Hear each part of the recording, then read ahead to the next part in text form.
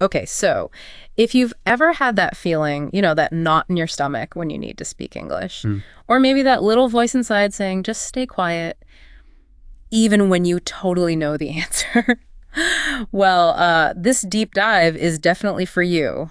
Yeah, we're really going to get into that, the very common feeling, the nervousness, maybe shyness, sometimes even embarrassment about speaking English. That's something so many people feel. Exactly. And our mission today really is to sort of cut through all that and pull out the most important insights, the practical stuff, for how you can move from hesitating to speaking fluently, confidently. Right. We're looking at a really interesting journey here from the material we reviewed. Some surprising moments, some real actionable things you can do. Think of it like a shortcut, maybe. A way to understand how you can actually build that confidence and move from feeling apprehensive to, well, just speaking more freely. Okay, let's start at the beginning then. Part 1. Yeah. That grip of fear. Our sources talk about this really common struggle. Being in English class, right? Knowing the answer, it's right there. Yeah. But just staying silent. That initial experience is detailed really clearly, being the quiet one. And what's really striking is why.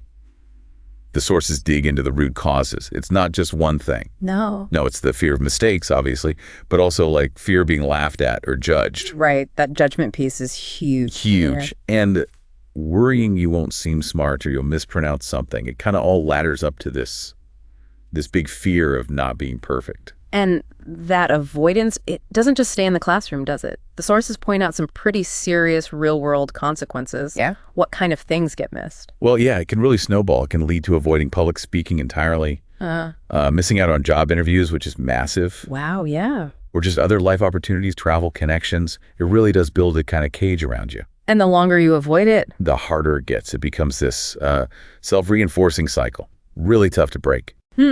But this cycle was broken in the journey we're looking at. There was a key insight, wasn't there? The first big realization. Yes. And it's powerful. Yeah. It's this truth. Fluency doesn't start with perfection. It starts with courage. Courage, not perfection. Exactly. It totally reframes it. It tells you the first step isn't perfect grammar. It's just having the guts to try. It puts the action first before the fear. Okay, so that insight starts to shift things, but then there was a specific moment, right? A kind of breaking point. Yeah, a real moment of clarity described in the sources. If I keep avoiding English, I'll always stay stuck. Just boom, that realization. And what triggered that exact moment? Was it something specific? It was. The material points to a really specific catalyst, watching a TED Talk. And the speaker wasn't a native English speaker. And crucially, their grammar wasn't perfect. You could hear mistakes. Not. But their confidence, their clarity, it was just undeniable. They were communicating effectively, passionately. And that led to another big insight, didn't it? A real game changer from that observation. Absolutely. This idea, confidence is more powerful than perfect grammar. That really makes you think that the emotional part, the confidence, can actually carry you further sometimes than, textbook accuracy. Thank you. Precisely.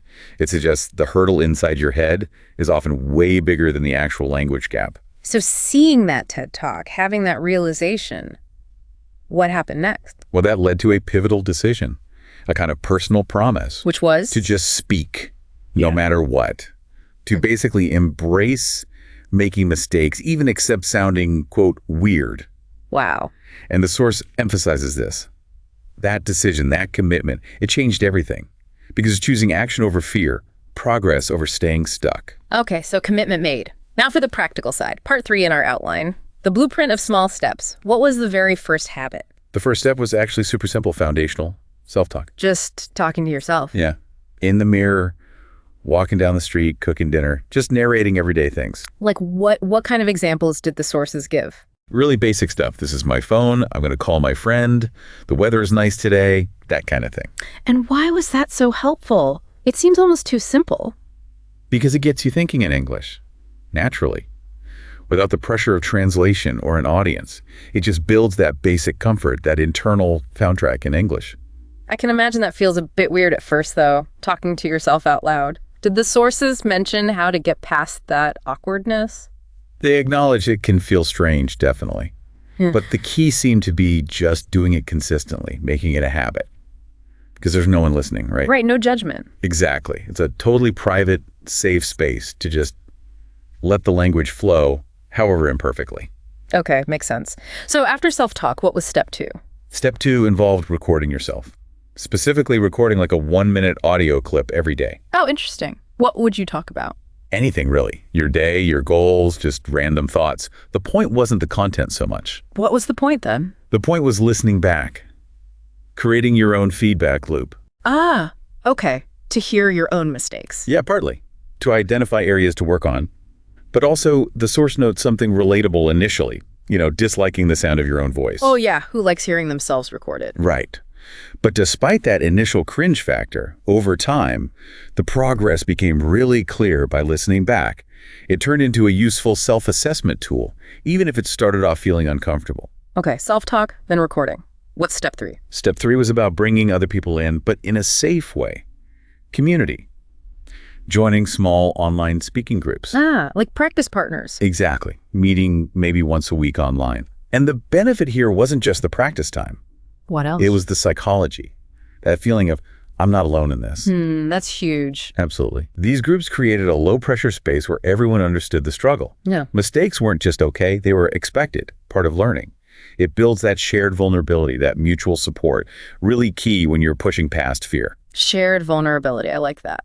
Okay, and the 4th step in this blueprint. This one's more of a mindset shift, but it ties into action. Embracing errors as education. So changing how you think about mistakes entirely? Totally. Instead of seeing them as failures or something embarrassing, See them as teachers. The source highlights how when someone corrects you or you identify your own mistake, you remember it. It becomes real learning. That's interesting. So the mistake itself becomes the lesson. Exactly. It flips the script. The thing you used to dread actually becomes a tool for getting better faster. Yeah. It's a powerful mental shift. It really is. And that leads us nicely into part 4, which is all about that mindset transformation, moving from that internal critic to something more empowering. Yeah, the contrast is really stark in the source material. Thinking shifts from, oh no, people will laugh if I mess up, to something like, okay, if I speak, I grow. If I stay silent, I stay stuck. That's a much more proactive way to look at it. Definitely. And part of this shift involves debunking that myth of perfectionism we talked about earlier. How so? By realizing, like truly internalizing, that everyone who speaks English fluently now, they were once a beginner making mistakes. Right. Nobody starts out perfect. Nobody. Yeah. And even native speakers mess up grammar sometimes.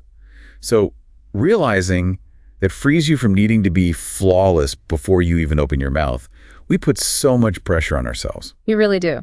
So if perfection isn't the goal, what is? What's the new guiding principle that emerged? It's beautifully simple. Focus on progress, not perfection. Stop comparing yourself to others. Yeah, that comparison trap. Exactly. Just Sure. focus on your own journey, your own small steps forward. That becomes the measure of success, not some impossible ideal or how someone else sounds. Okay, so we've seen the fear, the catalyst for change, the practical steps, and the mindset shift. Let's distill this down. Right. Part 5, essential tips for anyone listening who wants to start this journey. What does the source material recommend? Okay, first big one, speak. Every single day. Every day, even if it's just a little. Especially if it's just a little, even 2 minutes. Consistency is absolutely key. It builds momentum. Right. Tip number 2. Don't wait for perfection. Just start. Use the English you have now. You learn and improve by doing, not by waiting until you feel ready, because ready often never comes. Good point. Okay, what else? Third, immerse yourself. Surround yourself with the language. No. Listen to English podcasts, watch videos, read books in English. Make it part of your environment, not just a study subject. Let it seep in. Makes sense. Passive exposure helps too. And number 4. Find speaking partners. Actively seek them out, whether it's online, like those groups we mentioned, or maybe locally. And why are partners so important beyond just getting practice time in? You mentioned the not alone aspect, but is there more? Oh yeah. Partners give you accountability. They provide a space for real-time back and forth conversation, which is hard to replicate alone. Right. It simulates real life more. Exactly. You get immediate, usually low-stakes feedback. And yeah, it reinforces that shared journey feeling. It makes it less daunting and maybe even fun. Okay. Any other key tips? Yes, a really important one. Be kind to yourself. Self-compassion. Definitely. Acknowledge that this takes time. It's okay to have good days and bad days. Celebrate the small wins, remembering a new word, finishing a short conversation. That keeps you going. It's a marathon, not a sprint, as they say. Absolutely. And all these tips, they really boil down to one final powerful principle that stood out in the sources. What's that? It's this. Confidence comes from action. Action. Not from just thinking about it, not from reading more grammar books, but from actually doing it, from speaking. The more you speak, the better you get, and the more confident you become. It's a positive feedback loop fueled by action. So there we have it. That's our deep dive into this journey. From feeling shy and staying silent to building real confidence in speaking English. And the main takeaway really is that if this transformation, these steps, this mindset shift worked for the person in our source material, then it's absolutely possible for you too. Exactly. Your journey can start right now. Today, speak something, anything, in English. Even just whispering to yourself in the mirror to start. Yeah, just start. And remember, you are definitely not alone in feeling this way or taking these steps. And as you go forward, maybe hold on to this one thought, let it sink in. You don't need to be perfect. You just need to be brave.